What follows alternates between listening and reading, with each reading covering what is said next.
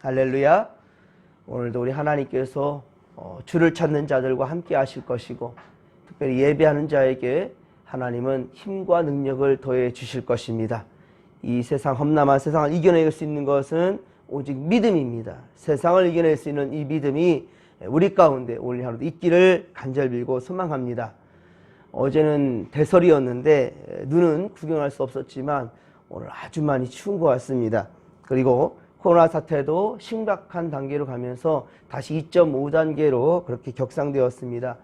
하지만 20명까지는 예배를 허용한다라고 어제 용인시로부터 연락을 받았습니다. 정말 많은 교회들이 지금 어려움 가운데 있습니다. 모두 건강 조심하시고 오늘 새벽에도 하나님의 긍휼하신 은혜를 구하며 나아가는 믿음의 권속들 되기를 주님 간절히 축원합니다. 오늘 말씀은 잠언 26장 1에서 12절까지 말씀으로 미련한 자에 대한 경계, 미련한 자에 대한 경계라는 말씀으로 주의 말씀 증거합니다. 자, 그리고 특별히 오늘 본문 가운데서는 두 부분으로 나눠서 우리가 생각해 볼 수 있는데요. 1에서 5절까지는 미련한 자의 한계에 대해서 말씀하고 있습니다. 미련한 자에 대한 한계고요. 그리고 6에서 12절까지는 미련한 자의 위험성, 저들에 대한 위험성에 대해서 교훈하고 있습니다. 먼저 1절에 보면 미련한 자에게 영예를 주는 것은 마치 한여름에 눈이 내리는 것이나 추수 때에 비가 내리는 것과 같이 어울리지 않다라고 말씀합니다. 즉 자격이 없는 사람이 자기 욕심으로 권력을 잡게 되면 그 권력을 남용하여서 국민들을 괴롭게 한다는 말이에요. 다른 많은 이들을 불편하게 하고 또 힘들게 몰아넣다는 겁니다. 대통령을 비롯한 자격 없는 지도자들을 세워 고통 중에 있는 이 나라와 현실과 딱 맞는 말씀인 것 같습니다. 또한 2절에 보면 까닭 없는 저주는 이루어지지 않는다라고 말씀합니다. 여러분, 마치 새나 제비가 아무리 날아다녀도 그것이 우리에게 다가오지 않는 것처럼, 아무리 그렇게 날아다녀도 우리에게 다가오지 않는 것처럼 누군가 아무리 이유도 없이 저주를 퍼붓는다고 할지라도 그 저주에 대해서 우리에게는 어떠한 영향력도 없다라는 거예요. 우리에게 미치지 않는다는 거예요. 그러니까 전혀 두려워할 것이 없다라는 겁니다. 3절에 말과 나귀는 이제 말귀를 알아듣지 못하니 말은 채찍으로 다스리고 나귀는 그 입에 재갈을 물려서 다스린다는 거예요. 이와 같이 하나님의 말씀을 전해도 도무지 알아듣지 못하는 그러한 미련한 자들에게는 그를 바르게 인도하기 위해서 할 수 없이 때로는 하나님의 징계의 매가 필요하다는 겁니다. 4에서 5절에는 미련한 자의 어리석은 소리에 일일이 대꾸하지 말라는 거예요. 여기서 미련한 자란 하나님의 뜻을 알지 못하는 그런 자입니다. 하나님의 뜻을 알지도 못하고 또 하나님의 뜻을 알려고도 하지 아니하는 그런 미련한 자들, 그런 자가 하나님을 섬기는 자를 만약에 조롱하고 비웃고 그 일일에 대해서 괴롭힌다 한다 할지라도 일일이 대꾸하지 말라는 거예요. 그 악한 자들에게, 진리를 알지 못한 자들에게 일일이 대꾸하려 하지 말라는 거예요. 예를 들면 우리가 복음을 전도하는데 그가 예수를 영접하려 하지 않습니다. 그러면서 계속해서 교회에 대해서 비난을 하고 그렇게 흠을 잡아내려고 한다면 거기에 일일이 대꾸하지 말라는 거예요. 결국은 그 대꾸하다 보면 나중에 싸움으로 번지게 됩니다. 그 싸움이라는 거 하나님 결코 기뻐하지 않습니다. 그 싸움에서는요, 복음을 전도할 수가 없어요. 오히려 저 사람을 말미암아 더욱더 마음에 우리 기독교에 대해서 불신한 마음만 더 커져갈 뿐이라는 거예요. 그래서 일일이 대꾸하지 말라라고 말씀합니다. 즉 믿음을 가진 자를 혼란에 빠뜨리기 위해서 어리석은 말로 공격하는 말에 일일이 대꾸하다 보면 나도 그처럼 어리석은 자가 된다는 거예요. 그래서 디도서 3장 9에서 10절에 보면 어리석은 변론과 족보 이야기와 분쟁과 율법에 대한 다툼을 피하라. 이것은 무익한 것이요 헛된 것이니라. 이단에 속한 사람을 한두 번 훈계한 후에 멀리하라. 아멘. 이리 말씀합니다. 이단자들과 그렇게 논쟁하지 말라는 거예요. 그들을 일단은 그래도 우리 예수 믿는 사람으로 우리가 전도해야 되는 것은 우리의 소명입니다. 사명이에요. 그런데 그것이 계속해서 복음을 전한다 할지라도 그들이 우리의 훈계를 받아들이지 않는다면 멀리하라는 거예요. 오히려 우리의 분노만 더 살 것이고요. 그리고 그걸로 말미암아 더욱더 감정만 상하게 되고 복음을 전한 건 전혀 상관없는 일이 될 수 있다는 겁니다. 이제 6절 이하에서 12절까지는 미련한 자로 인한 위험성에 대해서 말씀합니다. 위험성. 자, 6절에 보면 미련한 자를 시켜서 소식 전하는 것은 미련한 자를 통하여서 소식을 전하는 것은 자기 발을 스스로 메어버리는 것이나 다를 바가 없다는 거예요. 즉 해를 받음과 같다라고 말했는데요. 이 해라는 것은 바로 독약을 마시는 것만큼이나 위험한 것을 말하고 있는 것입니다. 또한 누구 편에 기별한다라는 것은 어떤 소식을 전한다는 거잖아요. 내 뜻을 어떤 이에게 전한다라는 것인데 어떤 이에게 전하는 그런 상황 가운데 그에게 자기의 뜻을 전달하기 위하여서 자, 요즘에는 뭐 편지나 혹은 뭐 전화나 문자나 이메일이나 이런 걸 통하여서 우리의 뜻을 이렇게 전해줄 수도 있다지만 예전에는 어떻습니까? 소식을 전하기 위해서는 사람을 통하여서 그렇죠. 사람을 통해서 직접 그렇게 전달하였습니다. 그렇기 때문에 전달자는 보내는 자의 마음과 뜻을 충분하게 알고 깨닫고 전하는 그런 자가 된다는 것이죠. 그런데 미련한 자의 편에 기별한다는 것은 자기 발이 배임 같다라고 말하는 거예요. 자기 발이 배임 같다. 발이 잘리면 걸을 수가 없지요. 그것은 보내는 자의 전하는 뜻이 제대로 전달되지 못한다라는 것입니다.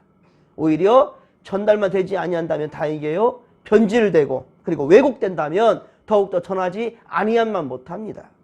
그런 일이 국가 간에 발생한다면 어때요? 전쟁이 일어납니다. 그리고 개인 간에도 그런 일로 만약에 뜻이 왜곡되거나 잘못 전해진다 한다면 어때요? 감정이 상하게 되고 친한 사이도 벌어지게 될 수 있다는 겁니다. 7에서 9절에 보면 미련한 자의 입에서 나오는 잠언은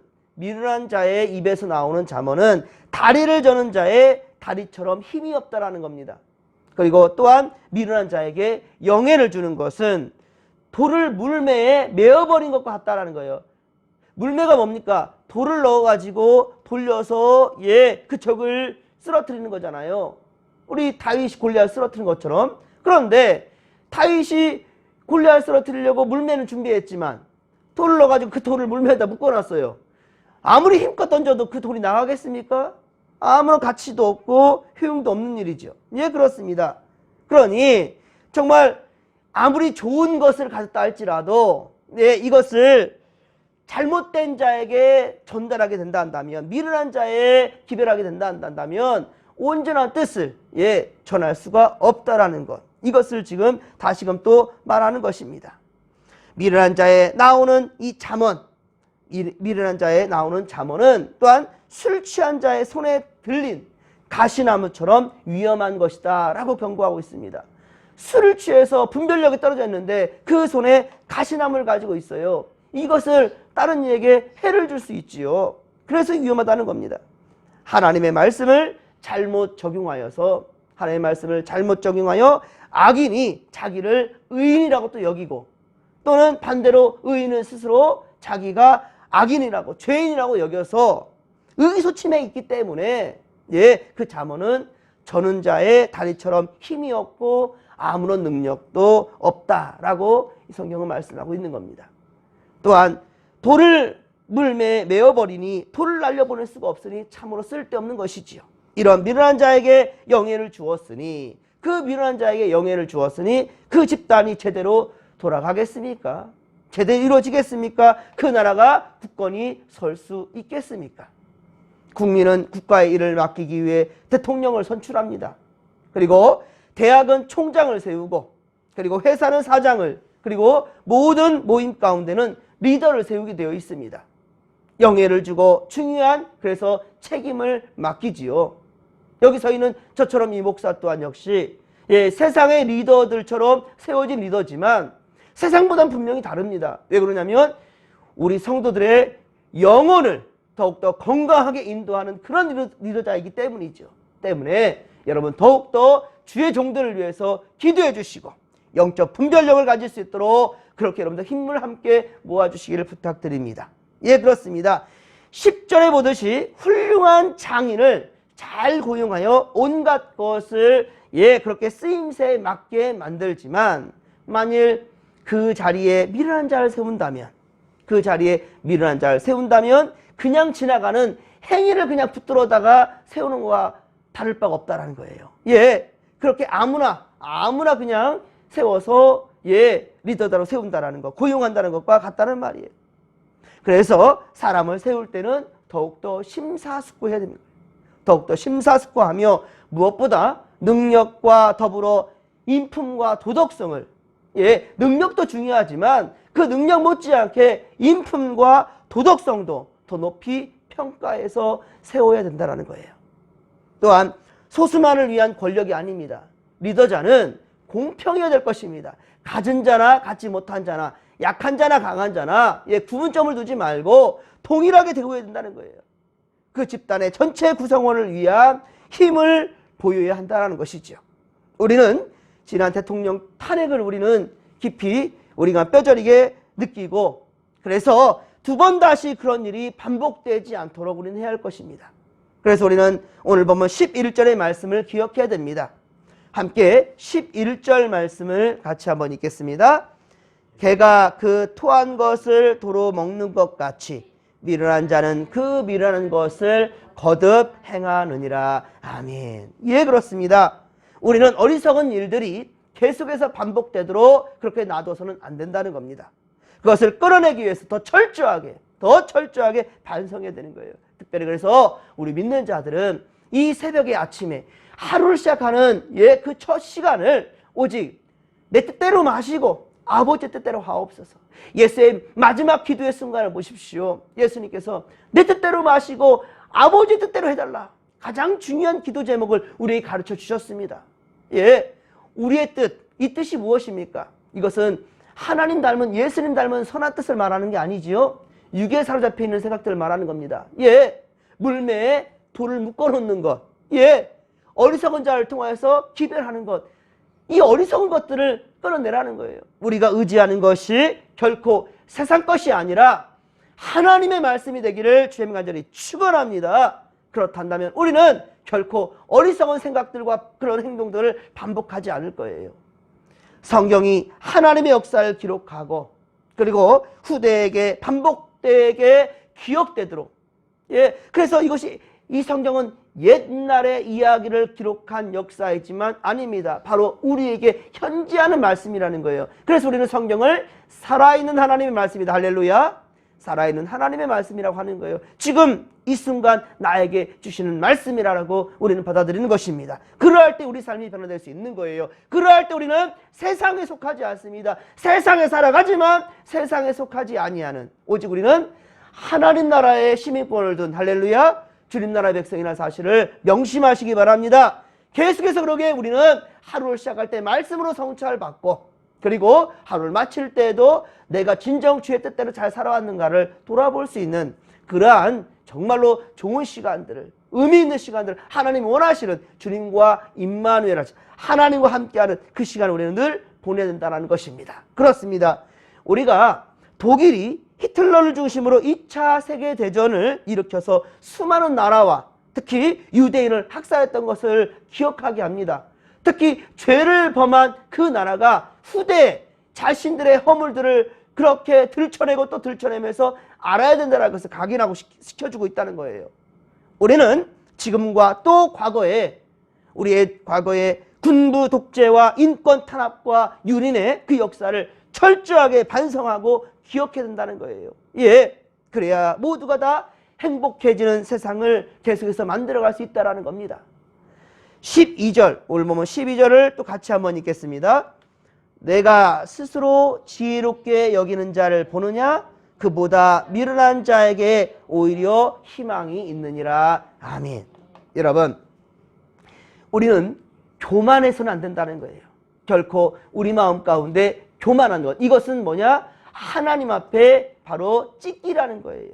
예, 찌꺼기들이 들어간 순도 100%가 아니라 99.9% 온전한 깨끗한 정금으로 우리 주님께서 원하시는데, 우리 마음 가운데 바로 이런 교만이 사로잡게 된다면, 예, 이것은 스스로 지혜롭게 여기는 이런 것은 바로 우리 가운데, 우리 안에 바벨탑을 쌓아 올리고 있는 순간이나 사실을 명심하시기 바랍니다. 그러므로 우리는 빌립보서 2장 3절의 말씀처럼 우리는 오직 겸손한 마음으로 각각, 예, 자기보다 남을 낮게 여기라는 거예요. 우리가 스스로를 낮출 때 주께서 우리를 높여주신다는 거예요. 그러니 모든 사람들 앞에서 잘난 체 하지 말고, 예, 정말 겸손해질 수 있고, 정말, 예, 나보다 남을 더 높게 여길 수 있는, 예, 그런 자들이 된다는 것입니다. 이런 겸손한 자에게 바로 희망이 있는 것입니다. 오늘도 우리는 겸손의 왕으로 오신 어린 양 예수 그리스도를 기억하고, 그리고 다시 재림하실 주님, 그 주님을 우리가 언제든지 주님은 언제 오실지 몰라요. 도적같이 그날이 임할 것입니다. 언제든지 깨어있어서, 겸손히 깨어있어서, 언제든지 주의 말씀 붙들고 깨어있어서 우리 주님을 영광 가운데 맞이할 수 있기를 주의 간절히 축원합니다. 주시는 지혜와 지식이 우리를 선한 길로 인도할 수 있도록 오늘 하루도 오직 말씀 붙들고 나아가는 믿음의 고속들 다 되기를 주의 간절히 축원합니다.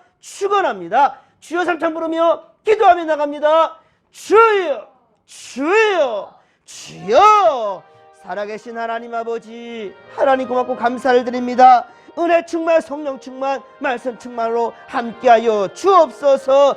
겸손의 왕으로 오신 예수 그리스도를 우리가 기쁨으로 맞이하는 이 대림절 되길 원합니다. 하나님 아버지의 뜻을 분별하지 못하는 어리석고 미련한 자가 되지 않도록 주여, 우리가 주의 말씀을 제대로 받고 제대로 들고 나아가 아버지 세상을 변화시킬 수 있는 주역들이 될 수 있도록 주여 도와주옵소서. 아버지, 이 땅의 권세 잡은 자들이 하나님께서 주신 지혜로 우리 잘 다스릴 수 있도록, 그의 권세를 잘 아버지여 활용할 수 있도록 주여 은혜를 더하여 주시고 지혜와 명철을 더하여 주옵소서. 아버지, 이 땅에 우리 아버지 코로나 바이러스가 창궐합니다. 아버지, 어느 때니까 주여 도와주옵소서. 하나님, 우리는 언제든지 하나님 아버지여 언제든지 변함없는 믿음과 마음으로 주님께 예배하는 자들이 되기를 원합니다.